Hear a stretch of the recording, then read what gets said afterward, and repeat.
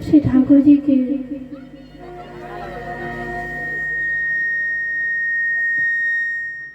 परम मंगल में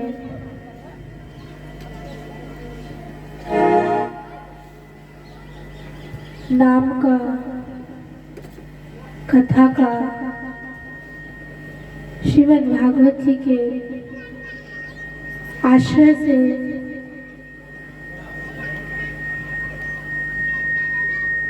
हम लोग उनकी परम रसमयी लीलाओं का आनंद ले रहे हैं।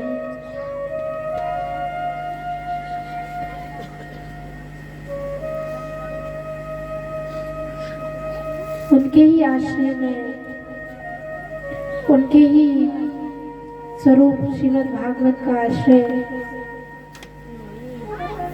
हम लोगों ने ले रखा है और इस कलिकाल में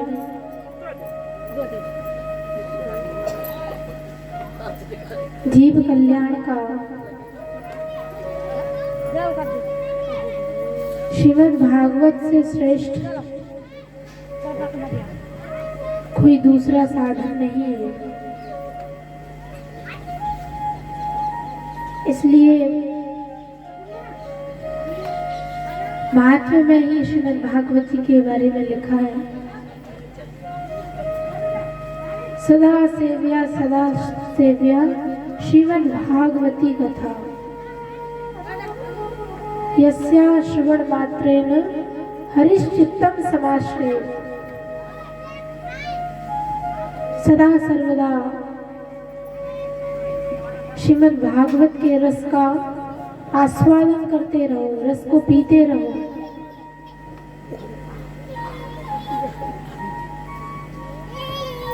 तो बोले इस रस को पीने से क्या होगा? तो कहते हैं यस्या श्रवण मात्रेण हरिश्चित्तम समाश्रये। श्रीमद् भागवत जी के श्रवण करने से हरि समाश्रये चित्तम, श्री हरि चित्त में समाविष्ट हो जाएंगे, आकर विराजमान हो जाएंगे। और जब श्री हरि हृदय में आ जाएंगे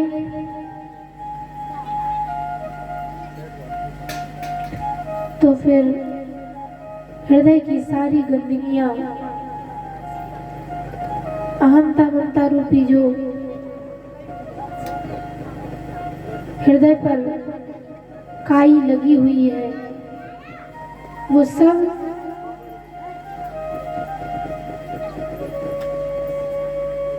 स्वतः ही साफ हो जाएगी। इसलिए भागवत जी का सदा सर्वदा आश्रय लो। कल के प्रसंग में हम लोग श्रवण कर रहे थे, माता सती जिन्होंने अपनी युवावस्था में ही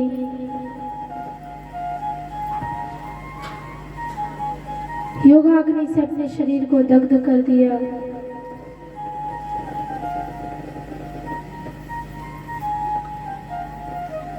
जब परीक्षित जी महाराज ने पूछा तो सुखदेव जी महाराज ने बताया कि शिव जी के अपमान को पार्वती सती मैया सह नहीं पाई।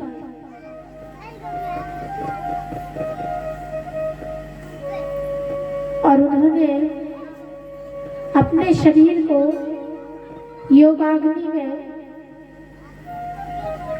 जला दिया।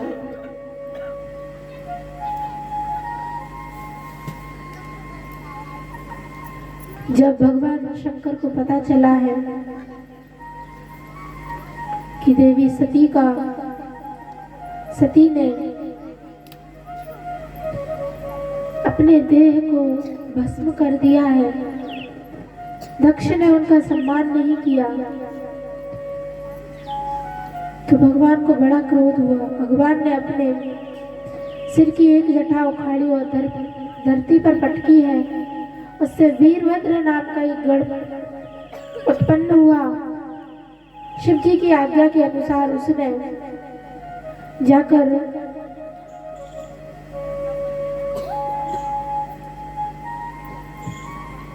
दक्ष के यज्ञ का विनाश कर दिया है और दक्ष का सिर काट दिया।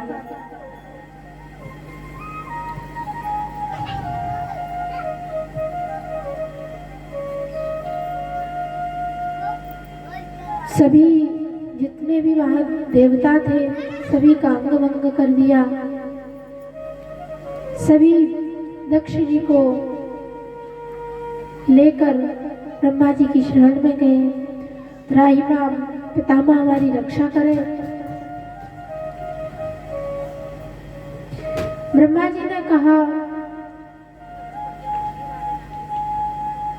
देखो जिसका अपराध किया है तो मैं उसी की शरण जानी चाहिए, उसी से क्षमा प्रार्थना करना चाहिए, उसी से क्षमा मांगनी चाहिए। तब सभी देवताओं को लेकर ब्रह्मा जी भगवान शिव की शरण ग्रहण किए हैं।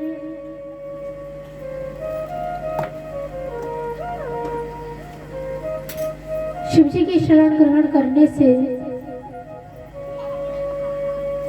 शिव जी आशुतोष नाम है, शीघ्र ही प्रसन्न हो जाते हैं। देवताओं ने स्तुति की है शिव जी की, शिव जी प्रसन्न हो गए।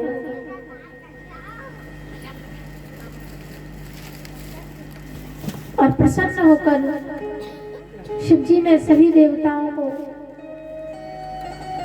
उनके अनुसार जो जो उनके अंग भंग हुए थे उनको उपाय बताया है। और उसके पश्चात दक्ष का जो वीरभद्र ने सिर काट दिया था, भगवान शिव ने आज्ञा की कि दक्ष को बकरे का सिर लगा दिया जाए।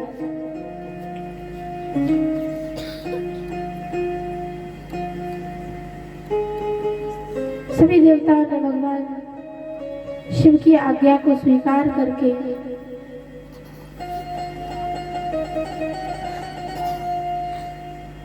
अपने अपने स्थान को प्रस्थान किए हैं। इसके पश्चात सुखदेव जी महाराज ने मनु शत्रुपा के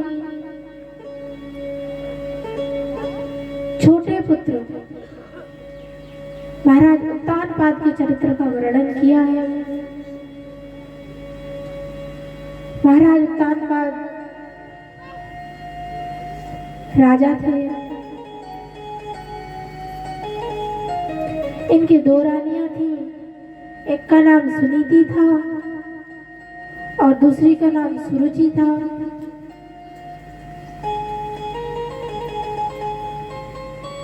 सुनीति बड़ी रानी थी और सुरुचि छोटी रानी थी।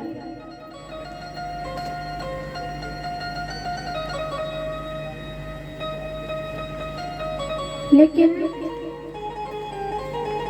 सुरुचि अधिक सुंदर थी, इसलिए महाराज उत्तानपाद का लगाव रानी सुरुचि में अधिक था।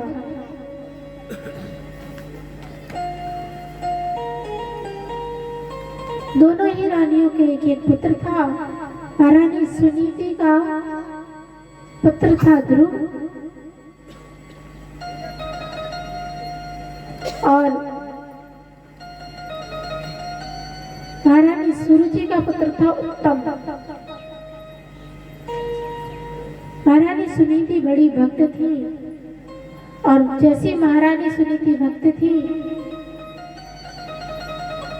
अपनी भक्ति में लगी रहती थी, लेकिन महाराज का उनकी तरफ कोई अधिक लगाव नहीं था। एक दिन महाराज उत्तानपाद सभा में बैठे हुए थे, राज सिंहासन पर बैठे हुए थे। वहीं महारानी सुनीति और उनका बेटा उत्तम भी था।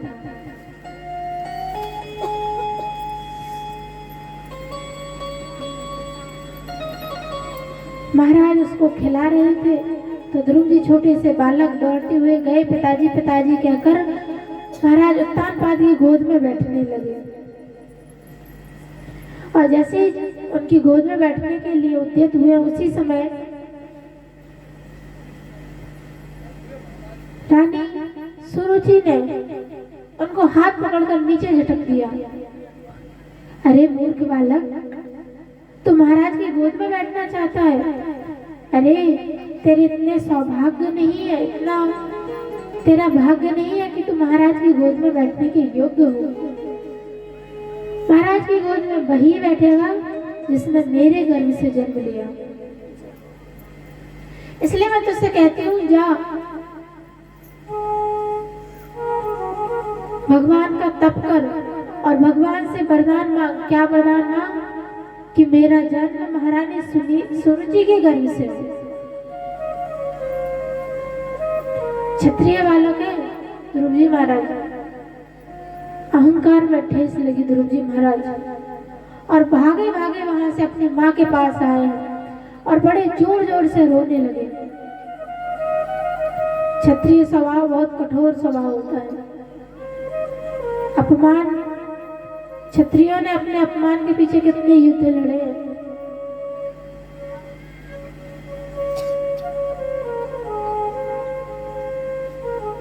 ध्रुव जी महाराज बड़े जोर जोर से रोते। माता सुनीति ने पूछा, अरे बेटा इतने जोर जोर से क्यों रोता है? तुझे किसने मारा, किसने तुझे डांटा है, मुझे बता।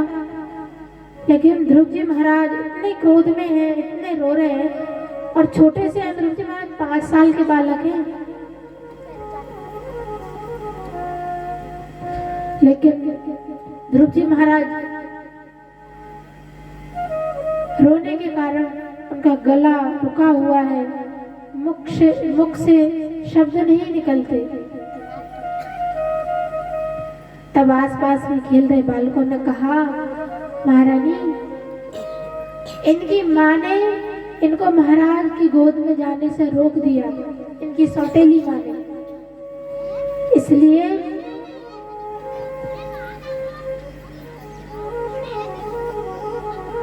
इनको इतना क्रोध आ रहा है और उस अपमान के कारण ये इतना रो रहे हैं। भैया सुनीति ने सुना, भैया ने कहा, अरे इतनी सी बात। और मैया सुनीति ने ध्रुव जी महाराज को बड़ा सुंदर उपदेश दिया है। मैया सुनीति ने कहा, अरे पुत्र तू शोक क्यों करता है? अरे तो उस श्री हरि की शरण में जा जिनकी शरण मुमुक्षु जन भी ढूंढा करते हैं, जिनके चरणों की शरण। और देख, अगर तू मेरा पुत्र है तो मां मंगलम तात्पर्य सुमंस्था भुंगते जनो यत् पर दुख दस्तक। अगर तू वास्तव में मेरा पुत्र है तो मैं तुझसे कहती हूँ, मां मंगलम, अपनी सौतेली माँ का अमंगल मत सोच।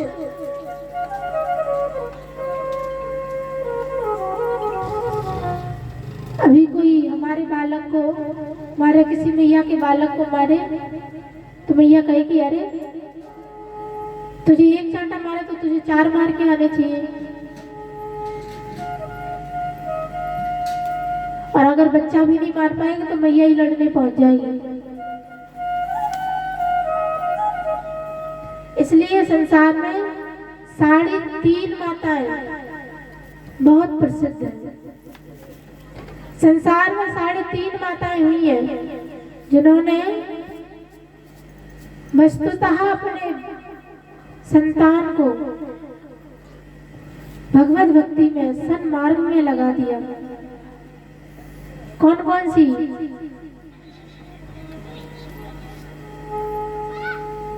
माता सुमित्रा, जिन्होंने अपने पुत्र को वन में भेज दिया। किसके लिए? भगवान श्री राम के लिए।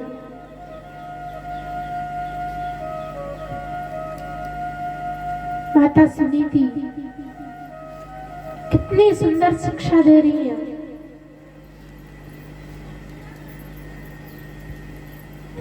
और एक माँ हुई है, उनके बेटे का नाम था फरीद। उनको आधे माँ में गिना। क्यों? क्योंकि उन्होंने अपने पुत्र को भक्त बनाया लोभ से। बड़ा सुंदर चरित्र है फरीद का। फरीद छोटे से थे तो इनकी माँ इनको लोभ देकर भक्ति कराती थी। आसन बिछा देती और आसन के नीचे गुड़ रख देती थोड़ा सा। बच्चों को मीठा प्रिय होता है ना, गुड़ रख देती और कहती देख तू यहाँ बैठ कर भगवान का नाम लेगा ना तो राम जी तुझे गुड़ देंगे, तुझे मीठा देंगे खाने को।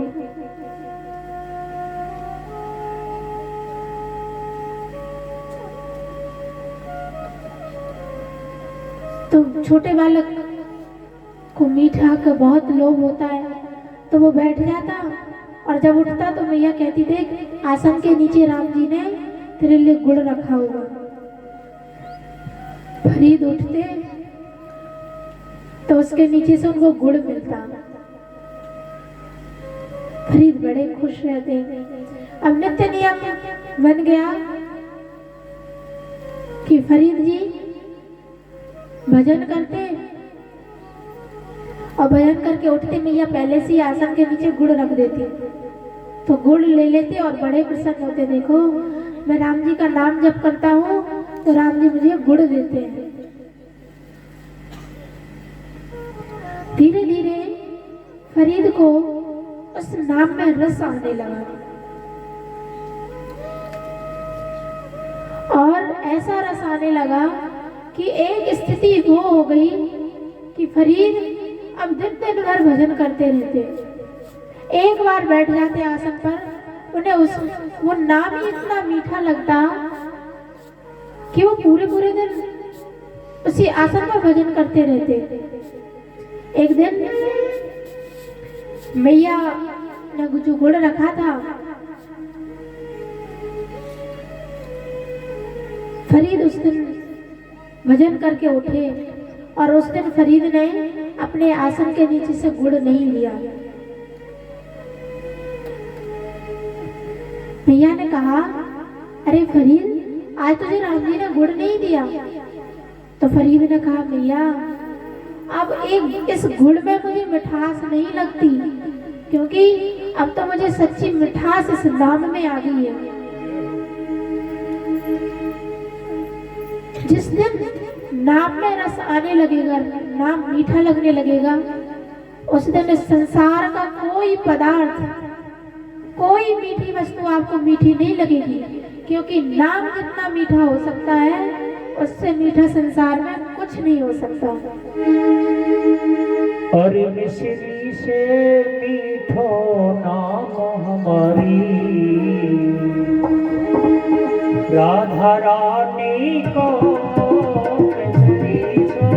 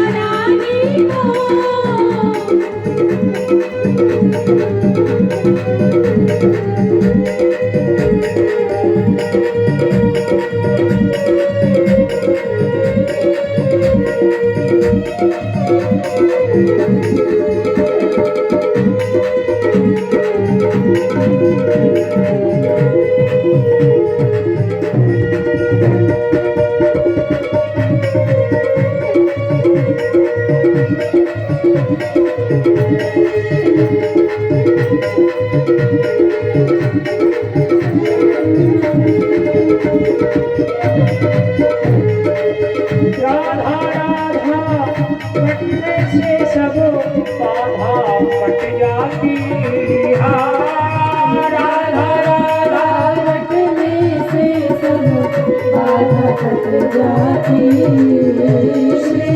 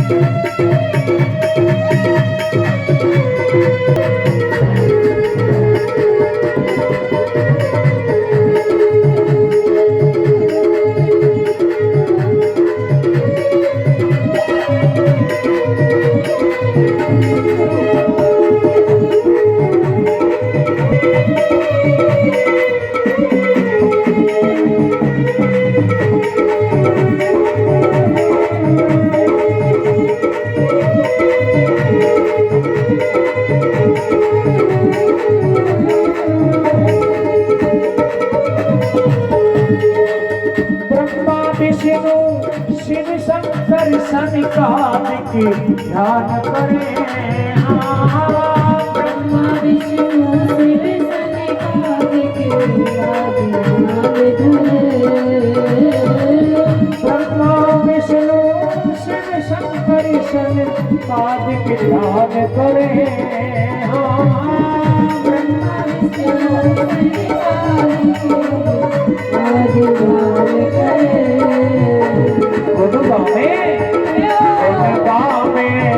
के तमाम हमारी राधा रानी को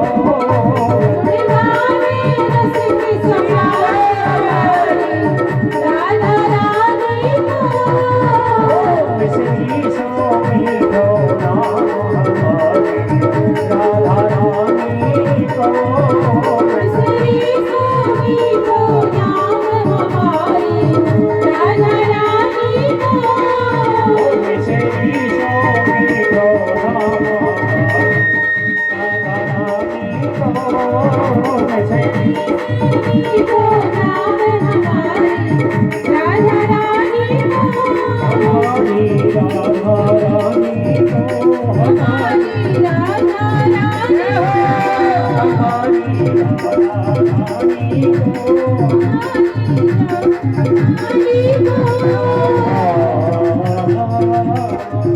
को बरसाने वाली की श्री बाबा महाराज की जय। जय श्री राधे,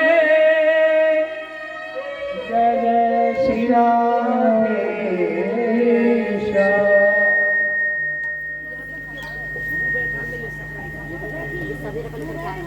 जिस दिन नाम आपको मीठा लगने लगेगा, नाम में रस आने लगेगा, उस दिन आपको संसार की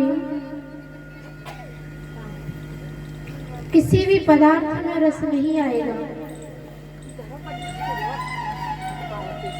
गोस्वामी तुलसीदास जी महाराज ने कहा, जो तो ही राम लागते मीठे,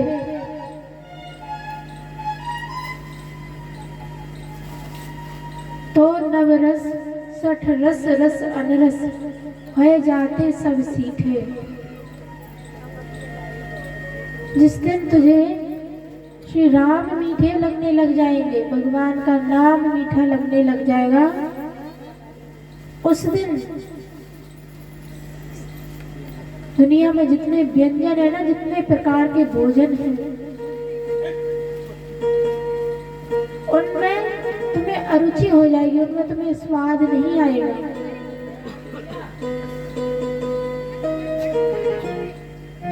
भगवान का नाम मीठा तुम्हें लगने लगा है, इसका पैमाना क्या है? बोले इसका पैमाना है, इसको नापने का जो मापदंड है वो यही है कि जिस दिन भगवान का नाम मीठा लग गया, उस दिन तुम्हें लड्डू मीठा नहीं लगेगा।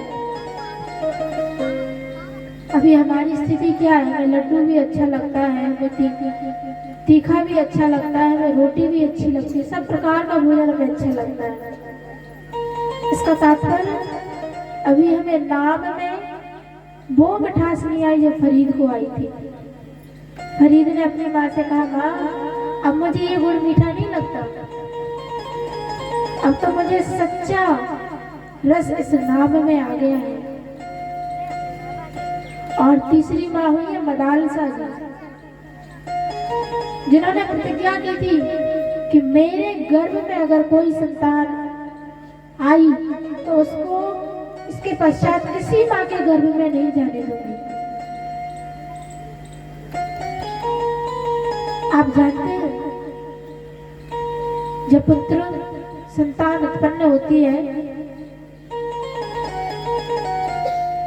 तो उसकी माँ के ऊपर निर्भर करता है कि उसकी संतान कैसी बने, भक्त बने या दुष्ट बने।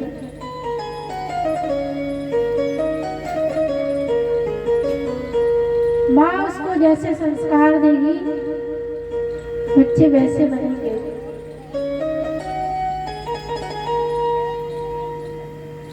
चाहे तुम लोभ से भक्ति सिखाओ, चाहे तुम मोह से भक्ति सिखाओ, लेकिन भक्ति करनी चाहिए।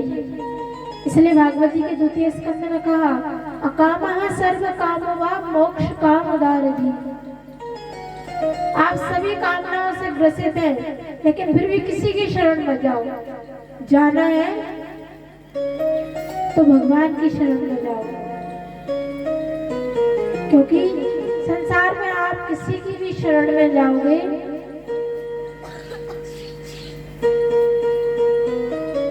तो वो आपको क्या दे पाएगा। इसलिए लिखा है, जो मांगना है मांगो उसी से, क्यों मांगते हो इधर उधर से। कुछ भी मांगना है तो उसी भगवान से मांगो।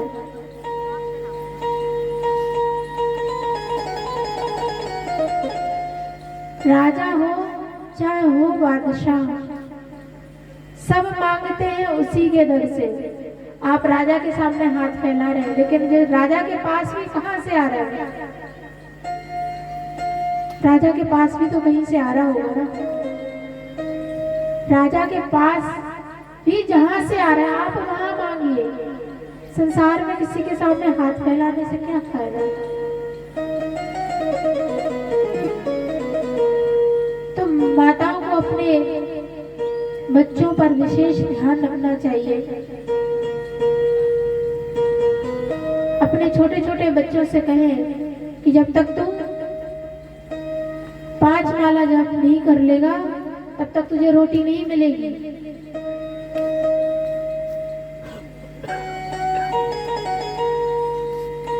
अपने आप ही बच्चे भक्ति करने लगेंगे। आपके घर में जैसा माहौल होगा बच्चे उसी का अनुसरण करेंगे। अब बड़े बड़े लोग ही बैठकर हुक्का पी रहे हैं तो फिर छोटे छोटे बच्चे तो फिर उनसे ऊपर जाएंगे। हमारे पिताजी ये कर रहे तो हम तो पिताजी की संतान है, हम तो और उनसे ऊंचे जाएंगे।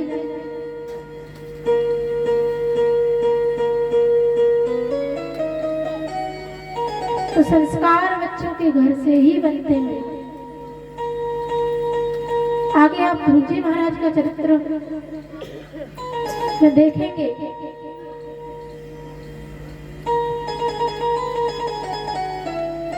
ध्रुव जी महाराज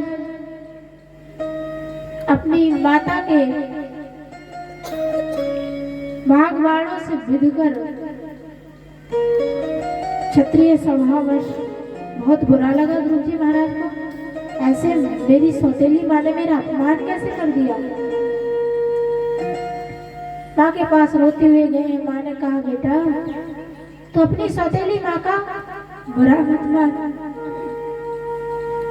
और अगर तुम मेरा वास्तव में मेरा सच्चा पुत्र है तो उसके अमंगल की कामना भी मत करना।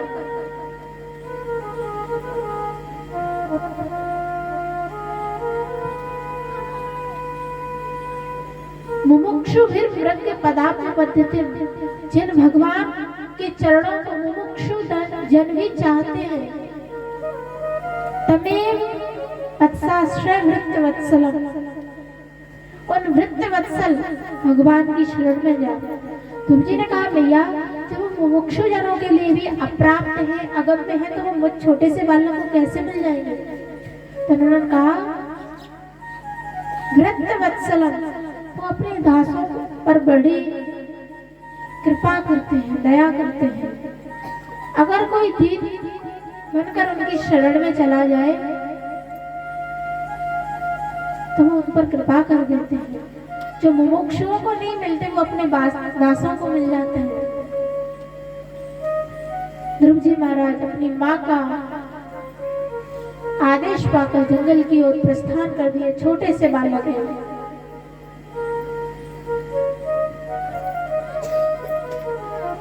जा रहे हैं। मार्ग में श्री नारद जी महाराज का मिलन होता है। नारद जी ने कहा अरे क्षत्रिय पुत्र तुम कहाँ जा रहे हो।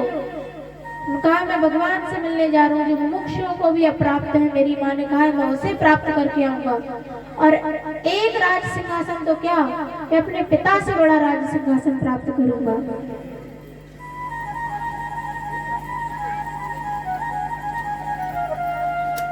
नारद जी महाराज समझ गए ये तो बड़ा आवेश में है। उन्होंने कहा अरे ऐसे छोटे मोटे बालकों को भगवान नहीं मिल जाते, अभी तो तुम्हारी खेलने खाने की उम्र है, लौट जाओ अपने घर। तुम राजमहल में पले हो, जंगल में कैसे कष्ट भोगोगे, कहाँ भूख प्यास तुम्हें सहन हो पाएगी।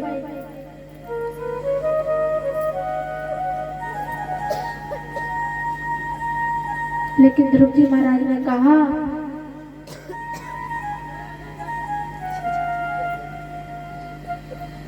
देवर्षि अब मैं लौटकर घर तो नहीं जाऊंगा, अब तो मैं भगवान को प्राप्त करके ही वापस घर आऊंगा। नारद जी महाराज समझ गए क्षत्रिय बालक है, जिस हट को इसने पकड़ लिया है उसे छोड़ नहीं सकता। नारद जी महाराज ने कहा ठीक है,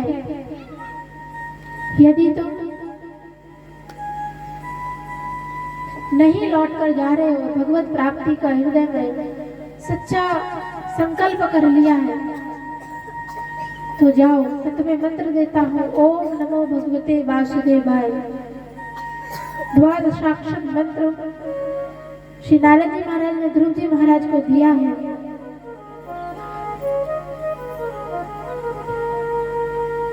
और कहा पुत्र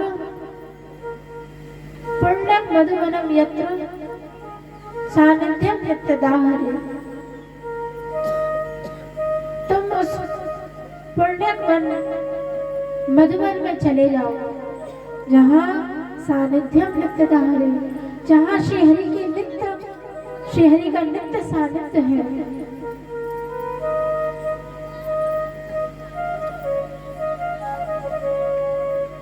बिठूर में थे श्री ध्रुव जी महाराज, बिठूर में गंगा जी के किनारे।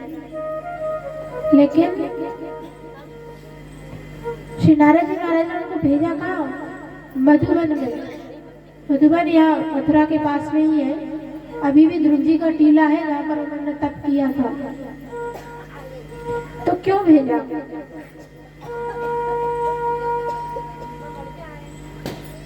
इसलिए भेजा क्योंकि ये जो ब्रज भूमि है ना, इसमें सदा सर्वदा से श्री ठाकुर जी लीला करते आए हैं। जबकि ये बात तो सृष्टि के प्रारंभ की है, क्योंकि भगवान से ब्रह्मा जी हुए, ब्रह्मा जी महाराज से मनु शत्रुपा हुए, और मनु शत्रुपा के पुत्र हैं उत्तानपाद, और उत्तानपाद के पुत्र हैं ध्रुव जी। अभी चौथी पीढ़ी चल रही है, और भगवान तो कब द्वापर के अंत में आकर ब्रज में अवतार लेते हैं। तो उस समय नारद जी महाराज ने क्यों कहा कि जाओ, वहां नित्य भगवान का सानिध्य है और वहां तुम्हें शीघ्र ही भगवान की प्राप्ति हो जाएगी, ऐसा क्यों कहा? जबकि भगवान तो उस समय अवतार भी नहीं लिए थे ब्रजभूमि में। तो महापुरुषों ने लिखा है कि श्री ठाकुर जी कहीं गए नहीं है। ये जो ब्रजभूमि है ना, ये अनादिकाल से चली आई है।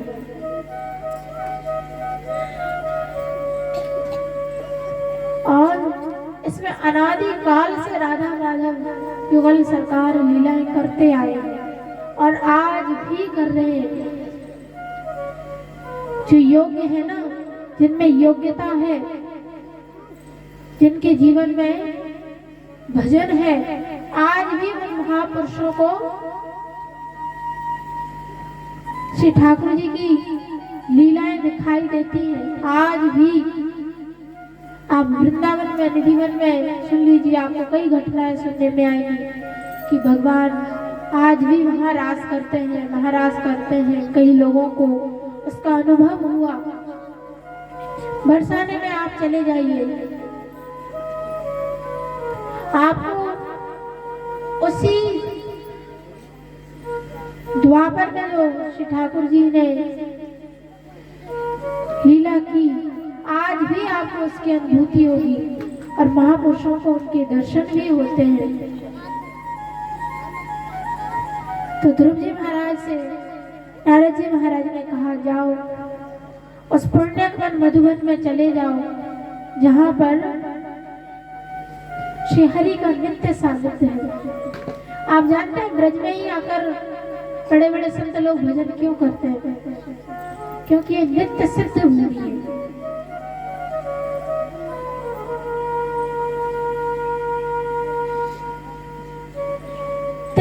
तीर्थ क्षेत्र में आकर जो पुण्य किया जाता है वो अनंत हो जाता है। और पुण्य अनंत होता है, लेकिन पाप भी अनंत हो जाता है। तीर्थ में रहकर अगर आप पाप करेंगे ना, तो उसका भी कोई प्रायश्चित नहीं। इसलिए तीर्थ में आ गए हो ना, तो कोशिश करो कि पाप ना हो, ज्यादा से ज्यादा पुण्य ही हो। जब श्री ठाकुर जी ने प्रयाग तीर्थ को सभी तीर्थों का राजा बना दिया, सभी लोग बधाई देने गए। जब कोई राजा बनता है तो कैसे आसपास के इलाके के राजा लोग बधाइयां देने जाते हैं। सभी तीर्थ बधाई देने गए, लेकिन ब्रज तीर्थ नहीं गया, ब्रज भूमि से बधाई देने नहीं गई। अब राजा बन चुका था, उसको बड़ा क्रोध आया। प्रयाग तीर्थ को देखो तो सही, ब्रजभूमि को कितना अभिमान है अपने ऊपर। सब मुझे बधाई देने के लिए आए, लेकिन ये नहीं आए।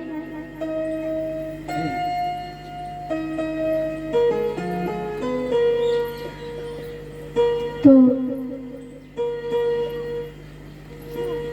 प्रयाग तीर्थ में आकर जब यह बात ब्रजभूमि में और अन्य तीर्थों से कहा,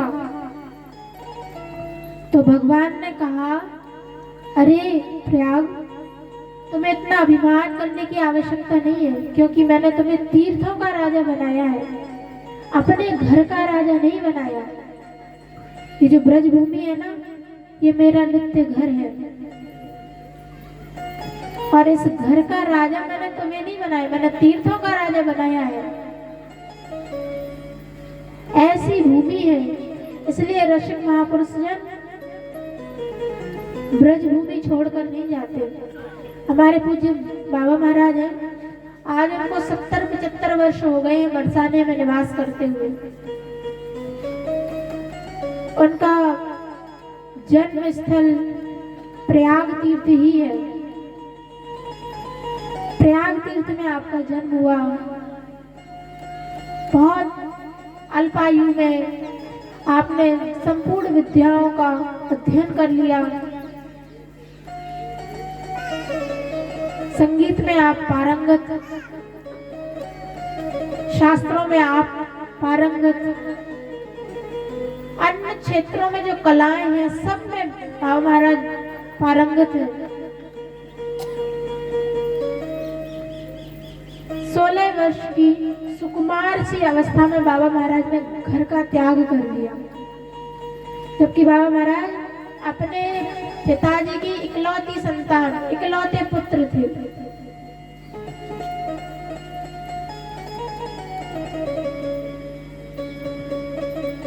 और घर को वैभव से संपन्न था, धन संपत्ति की कोई कमी नहीं थी। और बाबा महाराज के जो पिताजी थे उनको वहां के लोग शुक्ल भगवान कहकर पुकारते थे, क्योंकि बाबा महाराज के पिताजी इतने बड़े ज्योतिषाचार्य थे कि वो आपके ललाट को देखकर आपके भविष्य के बारे में बता देंगे। और इतने बड़े महापुरुष की इकलौती संतान थे बाबा महाराज, इकलौते पुत्र। बाबा महाराज ने बचपन में जब जन्म हुआ बाबा महाराज का, तभी बाबा महाराज के पिताजी ने कह दिया था बाबा महाराज की माताजी से कि तुम इस पुत्र में ज्यादा अनुराग मत करना, ज्यादा प्रेम मत करना, क्योंकि ये तुम्हारे पास भविष्य में नहीं रहेगा। इतने बड़े ज्योतिष थे। और ये भी कह दिया था कि यदि ये संसार में रहा तो ये बहुत बड़ी ऊंची पदवी पर रहेगा, राजयोग इसके हाथ की रेखाओं में है, और यदि ये साधु बन गया तो भी ये सबसे श्रेष्ठ संत बनेंगे। और आज उनके जीवन में भी देखा जाता है कि बाबा महाराज ब्रज भूमि ही नहीं अपितु पूरे संसार में ऐसे महापुरुष हैं जिनकी समानता हम किसी से नहीं कर सकते। बाबा महाराज ने 16 वर्ष की आयु में घर छोड़ दिया, चित्रकूट के वनों में खूब भ्रमण किया अकेले ही। और अंत में बाबा महाराज के चित्त को जो शांति मिली ना, वो बरसाने में आकर मिली। ऐसी है ये ब्रजभूमि, जहाँ बड़े बड़े तीर्थों में बाबा महाराज ने भ्रमण किया, लेकिन मन उनका कहीं नहीं लगा। और मन लगा तो राधा रानी की ब्रजभूमि बरसाने में आकर लगा। और आज बाबा महाराज को 70-75 वर्ष हो गए हैं जब से घर का त्याग किया, पुनः ब्रजभूमि को छोड़कर नहीं गए। हमारे बाबा महाराज ब्रज के बाहर नहीं जाते। तो क्यों?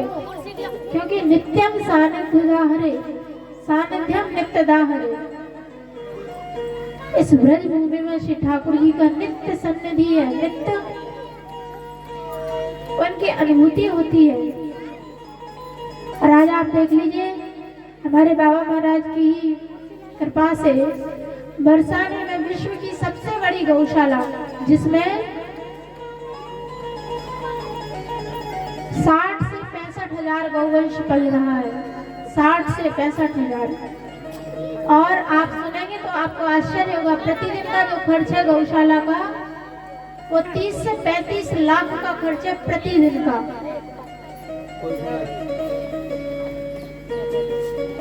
ऐसे महापुरुष हैं पूज्य बाबा महाराज। और शायद बाबा महाराज कथा में भी पधारने की कृपा करेंगे। तो आप सभी लोग, क्योंकि अभी कोई दिन निश्चित नहीं हुआ है कि किस दिन पधारेंगे, तो आप लोग सभी कथा में आए, क्योंकि इतने बड़े महापुरुष का आपको दर्शन लाभ होगा। तो आप लोग किसी भी दिन बाबा महाराज आ सकते हैं, तो आप लोग सभी लोग उनका दर्शन करके अपने जीवन को कृतार्थ करें। श्री नारद जी महाराज ने ध्रुव जी महाराज को ब्रजभूमि के पावन तीर्थ, पावन स्थल श्री मधुबन में भेजा, और मधुबन में श्री ध्रुव जी महाराज ने तप प्रारंभ कर दिया है। इतना कठोर तप श्री ध्रुव जी महाराज ने किया है कि सारी पृथ्वी डगमगा गई। सभी देवता लोग भगवान की शरण में गए, प्रभु आप अपने भक्त पर कृपा करें, कृपा करके उसको दर्शन दे, उसकी जो अभिलाषा हो, आकांक्षा हो, आप उसकी मनोकामना को पूर्ण करें। देवताओं के कहने पर श्री चतुर्भुज स्वरूप भगवान नारायण सहस्त्र शीर्षापि ततो गरुत्मता मधोर वनम वृत्त दिदृक्ष्यागता। भागवत जी में सुखदेव जी महाराज ने कहा है वृत्त दिदृक्ष्यागता, अपने भक्त को दर्शन देने नहीं, अब तो अपने भक्त के दर्शन करने के लिए श्री भगवान मधुबन में पधारे।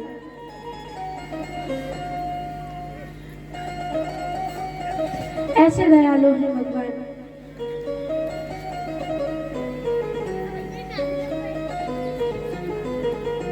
श्री ठाकुर जी जब आए हैं, ध्रुव जी महाराज के दोनों नेत्र बंद हैं, ठाकुर जी सामने खड़े हैं, लेकिन ध्रुव जी महाराज नेत्र ही नहीं खोलते, क्योंकि ठाकुर जी के अंतर मन में श्री ठाकुर जी की सुंदर छवि विराजमान है, और नेत्र बंद करके उस छवि का दर्शन वो कर रहे हैं। भगवान ने सोचा ऐसे तो मैं खड़ा ही रहूंगा। भगवान ने उनके नेत्रों के आगे से अपनी उस छवि को हटा लिया, उस मनोहारिणी छवि को हटा लिया, जिसका दर्शन करके ध्रुव जी महाराज तप कर रहे थे। ध्रुव जी महाराज के नेत्रों के समक्ष से जब वो दिव्य छवि हटी है, तो ध्रुव जी महाराज छटपटा गए, और छटपटा कर नेत्र खोले तो देखते हैं भगवान साक्षात खड़े हुए।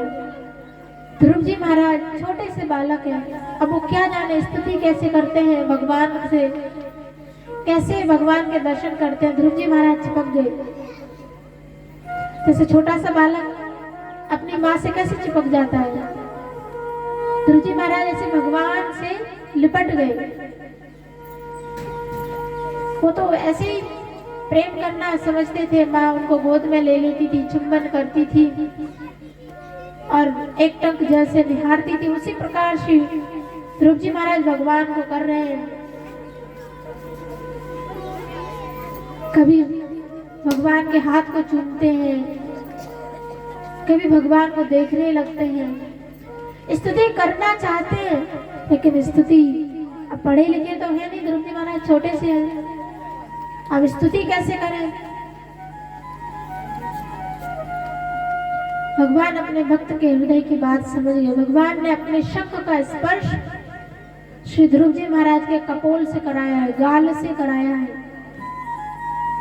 शंख के स्पर्श होते ही सारी विद्याएं, सारे वेद, सारे पुराण, सभी का ज्ञान ध्रुव जी महाराज को हो गया है।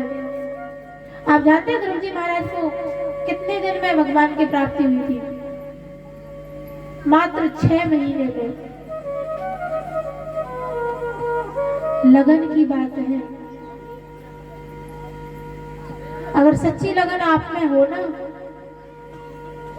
तो भगवान आपको अभी दर्शन दे दे, लेकिन सच्ची लगन नहीं है। लगन जानते हैं किसको कहते हैं? प्रेम किसको कहते हैं?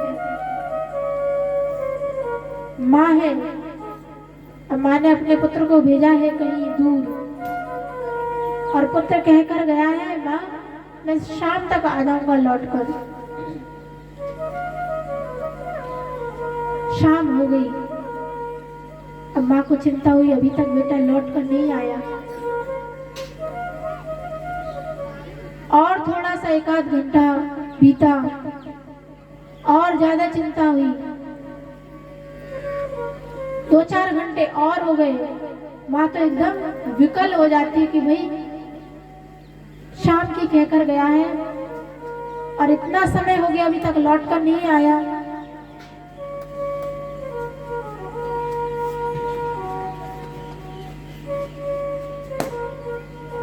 और जब रात्रि भर वो नहीं आता है तो माँ क्या करती है?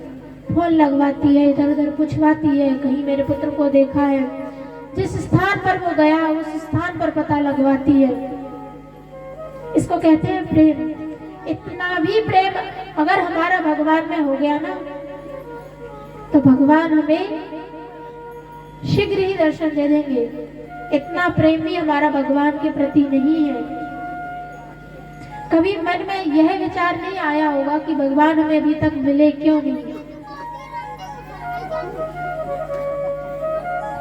भगवान के बिना हम जी नहीं सकते, ऐसा भी मन में कभी विचार नहीं आया होगा। ऐसा मीरा जी के जीवन में था। मीरा जी अपनी माँ से कहती हैं,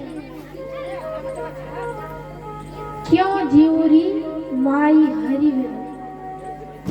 मेरे जीने से क्या फायदा? मेरे जीवन को धिक्कार है। क्यों? मेरे को अभी तक श्री हरि की प्राप्ति नहीं हुई।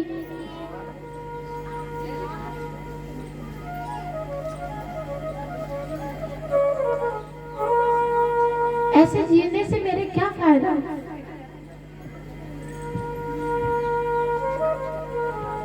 थोड़ी सी भी श्री भगवान के प्रति सच्ची लगन हो जाए, थोड़ा सा भी, जितना प्रेम हम अपने पुत्र से करते हैं उतना ही प्रेम भगवान के नाम के प्रति हो जाए, तो भगवान इतने दयालु है कि उतने से प्रेम से ही आपको मिल जाएंगे।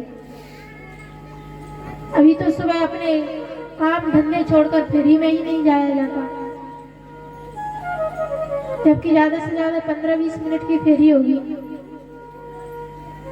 और सुबह का वो थोड़ा सा समय भी भगवान के लिए नहीं दे पाते, तो भगवान से प्रेम क्या करेंगे? वस्तुतः भगवान में प्रेम अगर हम लोगों का हो जाए तो भगवान तो अकारण दयालु है। अब हम भगवान का भजन जो नहीं कर रहे हैं, भगवान उनको भी खाने को दे रहा है। भगवान चाहे तो ऐसा भी तो कर सकता है कि भाई जो मेरा नाम नहीं लेते मैं उनको भोजन नहीं दूंगा। भगवान तो कुछ भी कर सकते हैं, लेकिन भगवान कितने दयालु हैं। हम सबको खाने को दे रहे हैं, पानी पीने को दे रहे हैं, रहने को ये जमीन दे रहे हैं, लेकिन अभी हमें लोगों को इस चीज की कीमत नहीं है। ये जो हवा आ रही है ना, ये जो ऑक्सीजन हम लोग ले रहे हैं, इसकी कीमत पता चलती है जब हॉस्पिटल में सांस नहीं आती है ना, और जब ऑक्सीजन के सिलेंडर खरीद कर लगाए जाते हैं नाक में, तब पता चलती है कि ये हवा कितनी अमूल्य है। अभी तो हम ले रहे हैं, छोड़ रहे हैं, हमें पता भी नहीं चल रहा। किसी प्यासे व्यक्ति से पूछना कि पानी की क्या कीमत होती है, किसी निर्धन से पूछना जिसका एक जगह कोई स्थान ना, उससे पूछना जमीन की क्या कीमत होती है।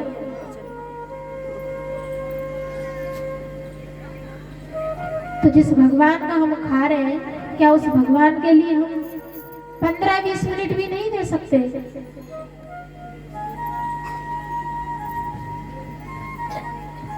ऐसे लोगों के लिए ही श्री तुलसीदास जी महाराज ने लिखा है, जिन तन दियो ताही विसरायो, ऐसो नमक हरामी। जिसने ये अमूल्य देह दिया है उसको ही हम लोगों ने भुला दिया, तो हमसे ज्यादा नमक हराम कौन होगा। संसार में भी कोई आपको पानी दे दे एक गिलास तो आपके मुंह से धन्यवाद निकलता है, भाई बहुत बहुत धन्यवाद पानी पिलाने के लिए। लेकिन जिसने हमें इतना अमूल्य दे दिया, हम उसको क्या दे सकते हैं। हमारे पास कुछ देने को है नहीं, तो हम उसका गुणगान तो कर सकते हैं, हम उसके ऋणी तो रह सकते हैं।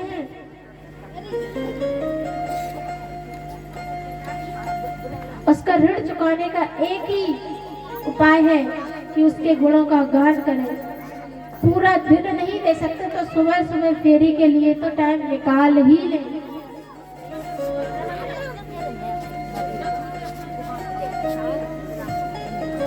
क्योंकि जीवन में किसी भी चीज की आप प्रधानता रखिए, लेकिन भगवान से ज्यादा प्रधान किसी चीज को मत मानिए, क्योंकि संसार की हर प्रधान वस्तु आपकी यहीं रह जाएगी। मरने के बाद जो साथ जाएगा वो आपका नाम ही जाएगा, आपके साथ भगवान का कितना भजन किया वही साथ जाएगा। कमाने को तो यहाँ कितने अरबपति खरबपति पड़े, लेकिन जब मरते तो क्या जाता साथ में। एक गरीब व्यक्ति मरे और एक बहुत बड़ा शाहजहां मरे,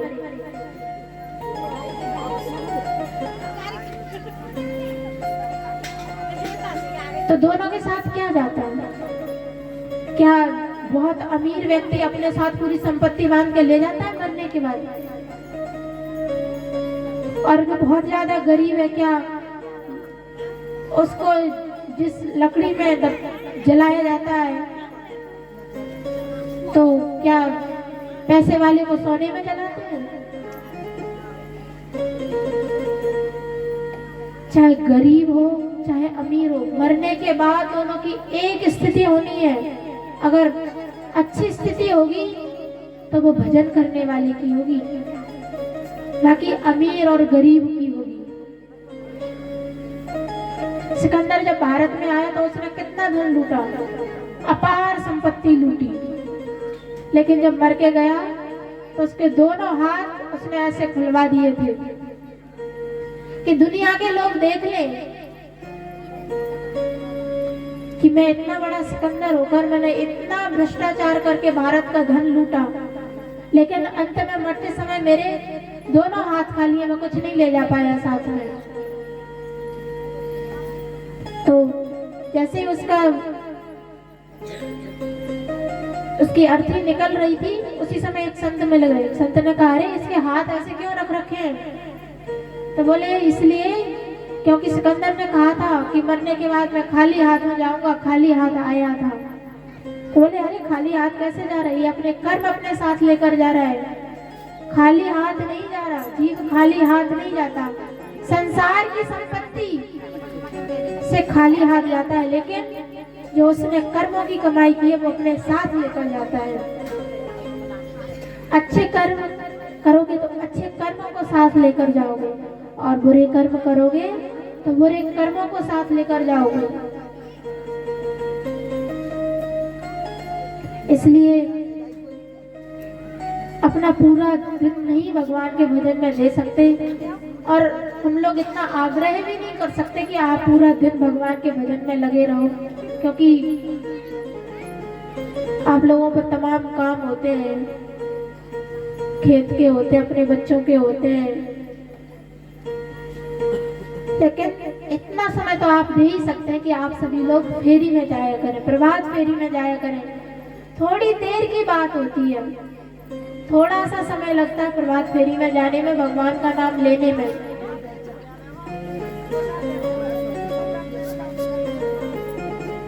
उससे आपके गांव की जागृति होगी, आपके गांव की उन्नति होगी।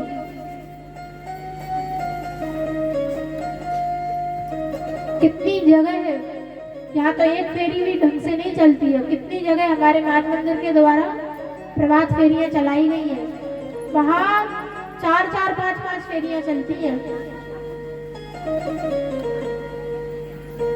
ये जो ब्रज में दाऊदी स्थान है ना, वहाँ सैकड़ों सैकड़ों संख्या में लोग जाते हैं प्रभात फेरी में, और 2-2, 3-3 प्रभात फेरियां चलती हैं।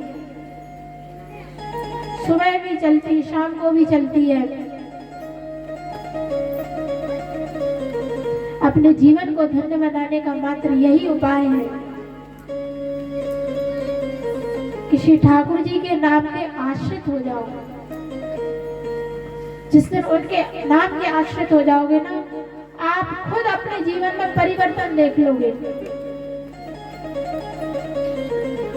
आपको, आप जिस संपत्ति के लिए हाय हाय करके दिन रात लगे हुए हो ना, वो नाम के माध्यम से आपको स्वतः ही प्राप्त हो जाएगी। आप मान मंदिर बरसाना चले जाइए, वहां पर हमारे जैसी 150 लड़कियां रहती हैं। कोई 35 वर्ष की है, कोई 40 वर्ष की है, कोई 10 वर्ष की है, कोई 5 वर्ष की है।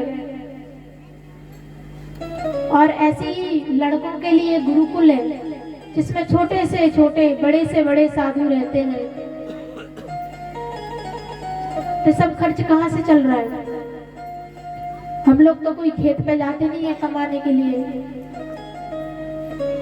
हम लोगों को तो यही नहीं पता कि बाजार में चावल किस भाव में मिल रहे हैं, दाल किस भाव में मिल रही है, आटा किस भाव में मिल रहा है, हम लोगों को नहीं पता।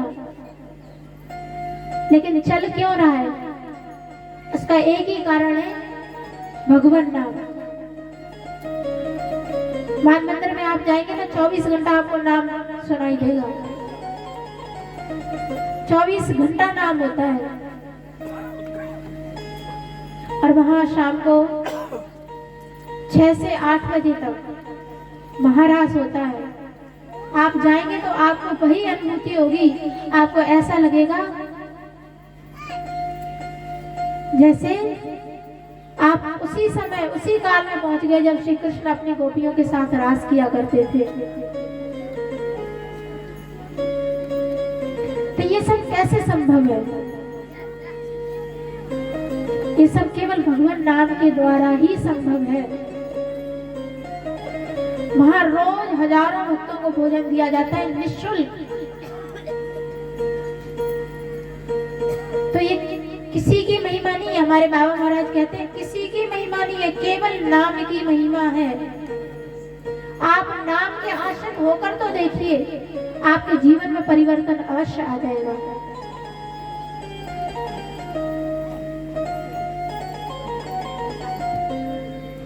श्री ठाकुर जी से थोड़ा सा प्रेम हो जाए, बस थोड़ा सा प्रेम हो जाए। ठाकुर जी इतने दयालु हैं कि उतने में ही आप पर प्रसन्न हो जाएंगे, रीझ जाएंगे।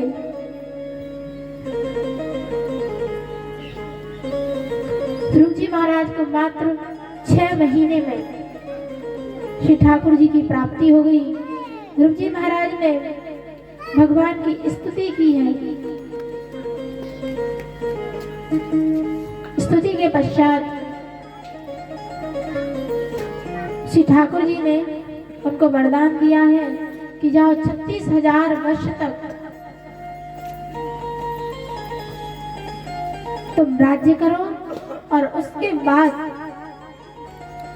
तुमको मेरी प्राप्ति होगी शाश्वत काल के लिए। ध्रुव जी महाराज को बड़ा दुख हुआ। अगर मैं इस कामना से नहीं आता कि मेरे को राज्य चाहिए, तो मेरे को आज शीघ्र ही भगवान की प्राप्ति हो जाती। लेकिन मैं इस कामना से आया, मैं इस भावना से आया कि मेरे को राज्य चाहिए। देवताओं द्वारा मेरी बुद्धि हर ली गई थी। मुझे नारद जी महाराज ने खूब समझाया, लेकिन मैंने फिर भी नहीं माना। और मैं इस कामना से उनकी शरण में आया कि मेरे पिता के राज्य से भी श्रेष्ठ पदवी मुझे प्राप्त हो।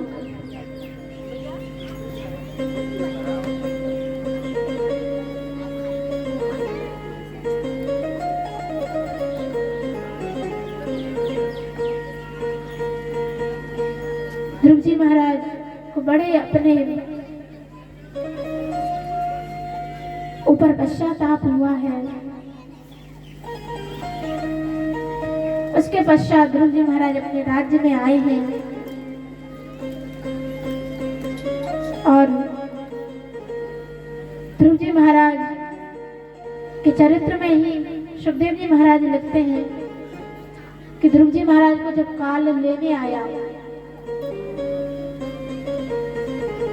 काल जब लेने आया ध्रुव जी महाराज को, तो काल की ये सामर्थ्य नहीं थी कि काल श्री ध्रुव जी महाराज को अपने अधीन कर सके।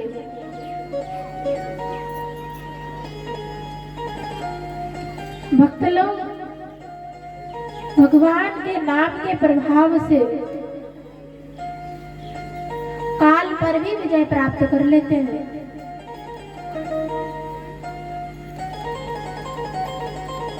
काल आया और ध्रुव जी महाराज के सामने हाथ जोड़कर बोला,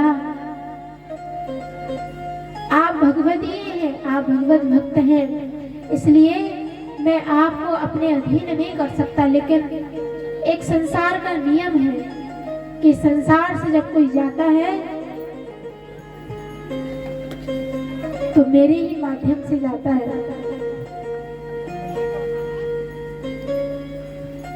इसलिए आप कृपा करें और मेरे मस्तक पर अपना पैर रखकर आप रथ में विराजमान हो जाएं। मृत्यु मूर्धनि पदम दत्वा, मृत्यु के सिर पर पैर रखकर श्री ध्रुव जी महाराज रथ में विराजमान हुए।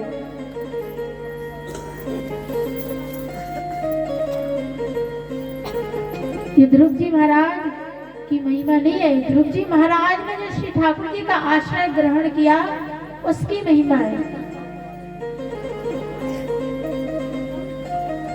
इस कलिकाल में भी ऐसे ऐसे भक्त हुए हैं जिनको काल अपने अधीन नहीं कर पाया। श्री मीरा जी,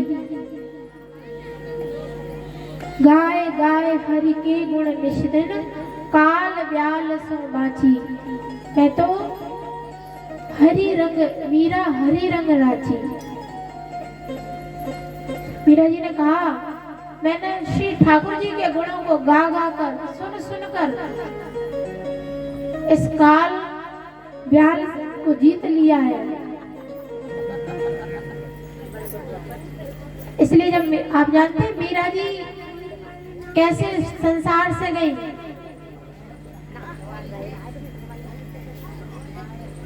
मीरा जी काल के अधीन होकर संसार से नहीं गई, मीरा जी साक्षात इसी शरीर से श्री द्वारिकाधीश में लीन हो गई।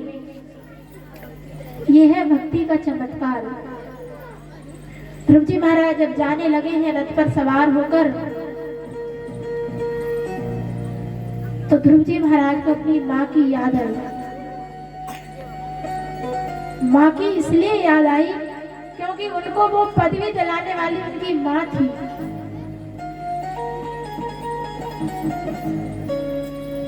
ध्रुव जी महाराज को भक्ति में लगाने वाली उनकी माँ थी। ध्रुव जी महाराज को अपनी माँ का स्मरण हुआ है और भगवान के जो दिव्य पार्षद है वो अंतःमन की जानने वाले हैं। उन्होंने कहा, ध्रुव जी आप चिंता ना करें, आप देखिए आपसे भी आगे आपकी माँ का रथ जा रहा है। केवल ध्रुव जी महाराज को भगवान के मार्ग पर लगाया था, केवल लगाने मात्र से ध्रुव जी महाराज से पहले ध्रुव जी महाराज को भगवान की प्राप्ति हो गई। इसलिए कहा, सर्वे वेदाश्च यज्ञाश्च तपोदानानि चानं जीवा भय प्रदानस्य न कुर्वीरन कलामपि। अगर एक भी व्यक्ति को आपने भगवान के नाम से जोड़ दिया, भगवत भक्ति से जोड़ दिया, तो आपको ना कोई साधन करने की जरूरत है, ना कोई तप करने की जरूरत है, ना कोई यज्ञ करने की जरूरत है। बस एक भी जीव को आपने भगवान से जोड़ दिया तो आपको सहज में ही मुक्ति की प्राप्ति हो जाएगी, भगवान की प्राप्ति हो जाएगी।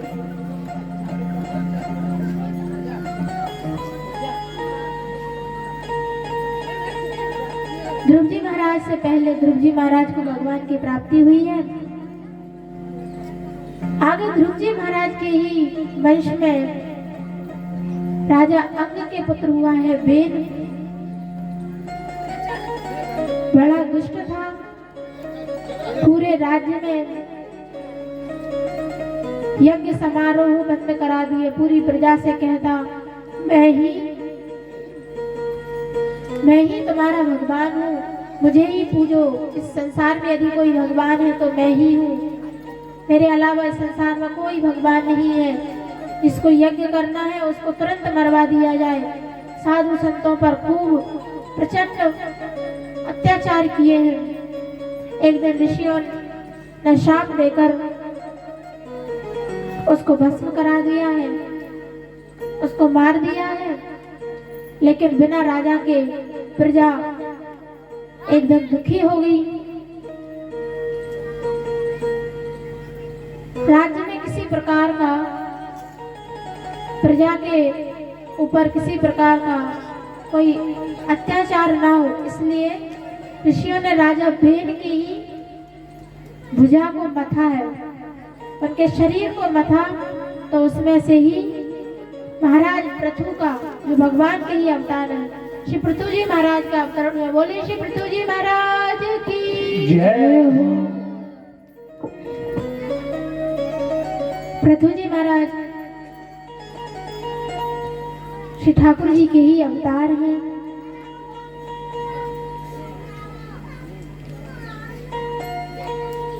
पृथु जी महाराज के बारे में सुखदेव जी महाराज ने लिखा है कि आप इतने श्रेष्ठ राजा थे, इतने शीलवान राजा थे कि एक बार आपने 100 अश्वमेध यज्ञ करने का निश्चय किया। जो एक बार अपने जीवन में 100 अश्वमेध यज्ञ कर लेता है उसको इंद्र की पदवी प्राप्त हो जाती है। जब इन्होंने यज्ञ आरंभ किया, 99 यज्ञ हो गए। अब तो इंद्र को बड़ा भय हुआ कि कहीं मेरा इंद्र पद ना छीन ले, इसलिए इंद्र ने इनके यज्ञ का अश्व चुरा लिया, घोड़ा चुरा लिया।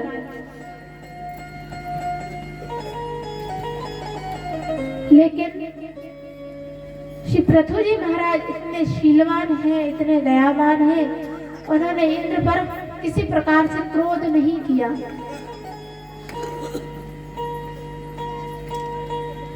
तो भगवान इनके शील गुण से प्रसन्न हो गए। कोई आपका अपराध कर रहा है फिर भी आप उसको क्षमा कर रहे हैं, इसी को शील गुण कहते हैं।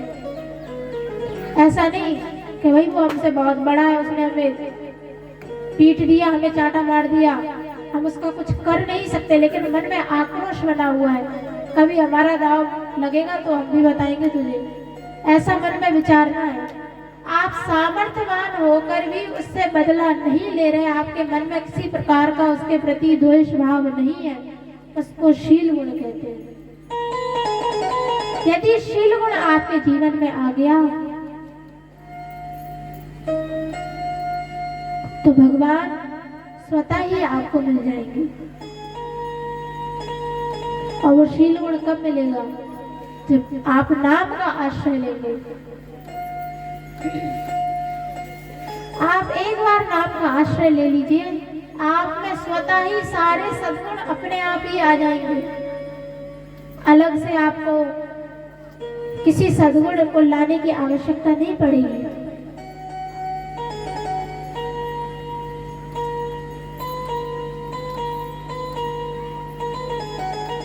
शील गुण पर प्रसन्न होकर पृथु जी महाराज के समक्ष भगवान आए हैं।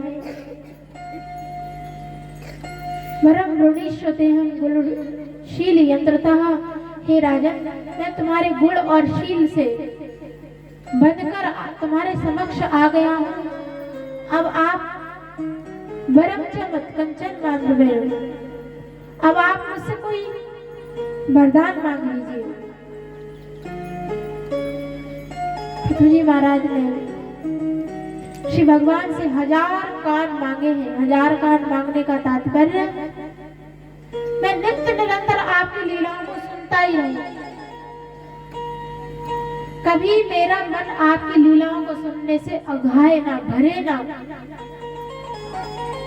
रामचरित जे सुनत अगाही, रस विशेष जाना तिन नाही। जो राम जी के चरित्रों को सुनकर ऊब जाए, उसने भगवान का रस जाना ही नहीं। रस होता क्या है? रस विशेष जाना तिन नाही। पृथ्वी जी महाराज ने कहा, प्रभु आप वरदान देने वाले हैं और आपसे कोई संसार की वस्तु मांगू तो मुझसे बड़ा मूर्ख कोई नहीं होगा। आप कृपा करें कि नित्य निरंतर मेरे कान आपके गुणों को सुनते ही रहे।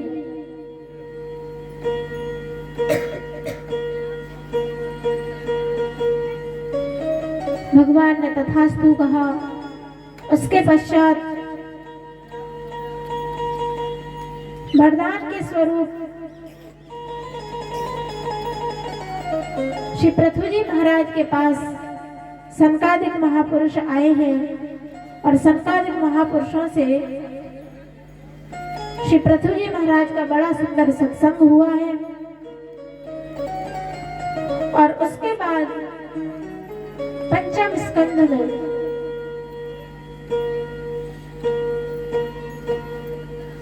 सुखदेव जी महाराज ने परीक्षित जी को मनु शत्रुपा के बड़े पुत्र प्रियव्रत जी महाराज का चरित्र श्रवण कराया है। प्रियव्रत जी महाराज इतने श्रेष्ठ राजा हुए हैं